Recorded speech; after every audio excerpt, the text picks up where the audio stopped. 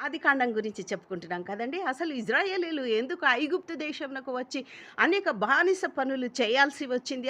వాళ్ళు ఏ విధంగా ఆ ఐగుప్తునకు వచ్చినారు అని మనం చూస్తే, మరి ఐగుప్తులో మరి ఎవరున్నారండి? యోసేపు ఉన్నాడు. మరి కానాన్‌లో ఏమొచ్చిందండి? కరువొచ్చింది. అంతటా కరువొచ్చింది. ఆహారం లేదు. మరి ఐగుప్తులో మరి యోసేపు ఉన్నాడు కాబట్టి ఆదికాండము 47 మొదటో వచనంలో చూచినట్లయితే యోసేపు ఫరోను చూచి నా తండ్రియు నా సహోదరులను వారి గొర్రెల మందలతోనూ వారి పశువులతోనూ వారికి కలిగినదంతటితోనూ కనాను దేశమును నుండి వచ్చిరి అని చెప్పినాడండి. ఆ విధంగా వారు అక్కడికి వచ్చినారు.